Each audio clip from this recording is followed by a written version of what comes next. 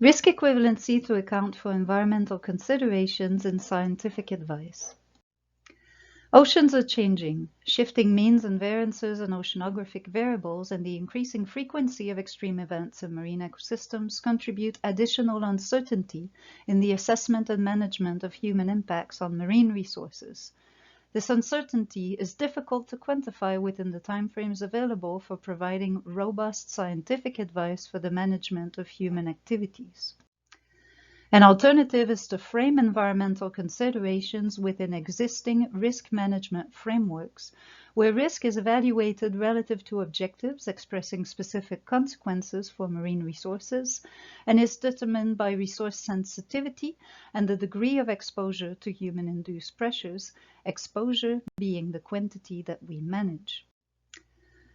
In order to account for environmental variables in risk frameworks, we must explicitly consider and distinguish quantifiable and unquantified or unquantifiable uncertainty in relation to acceptable risk levels in order to formulate risk-equivalent options for management.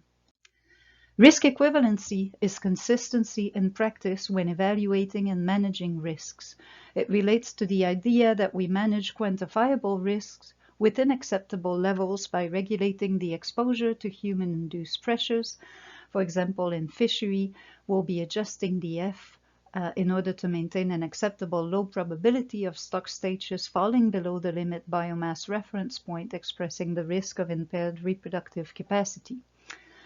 We may further adjust the exposure to account for additional uncertainty in the assessment that is not readily quantified or quantifiable, and this is done by applying buffers or adjustment factors to the exposure, the quantity that is being managed.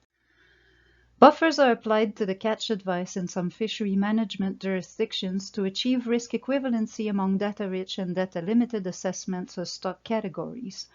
The buffers measure the change in exposure to fishing activity required to maintain a constant risk.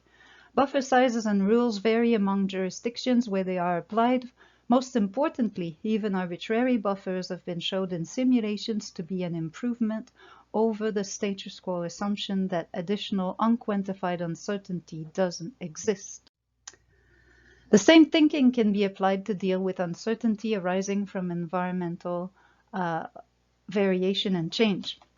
In this case, we'll talk about ecosystem or environmental risk conditioning factors, which will similarly measure the change in exposure required to maintain a consistent risk, in this case corresponding to the ratio of the advice adjusted for environmental variation or change to the status quo advice assuming a stationary or stochastic environment within a specific range or baseline. So we've applied this to northern shrimp stocks in the Gulf of St. Lawrence, Canada, where there is evidence of sustained warming of the deep water layer hypothesized to have negative effects on shrimp productivity.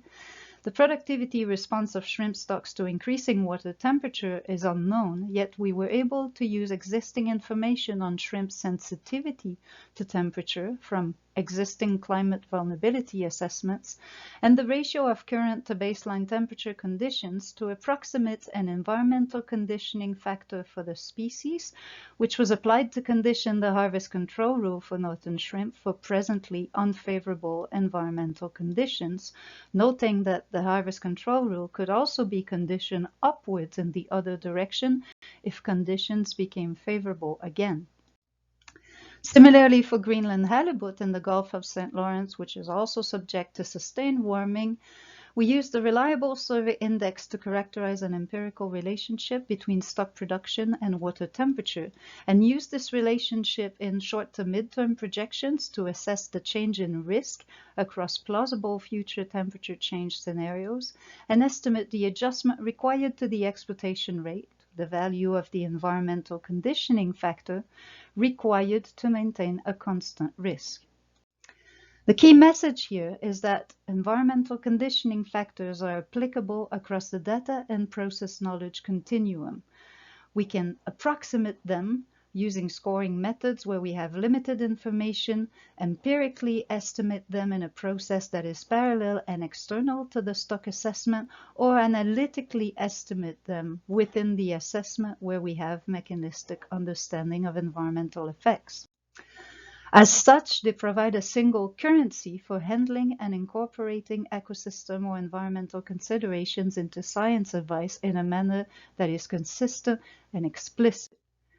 The development of environmental risk conditioning factors allow us to shift the focus from trying to achieve full process understanding of the response of fish stocks to changing ecosystem conditions, which is complex and time-consuming and rarely robust over time, to a focus on the uncertainty in stock assessments that is contributed by changing ecosystem conditions in an iterative process, allowing us to build understanding yet readily condition the advice for plausible, anticipated or projected environmental effects.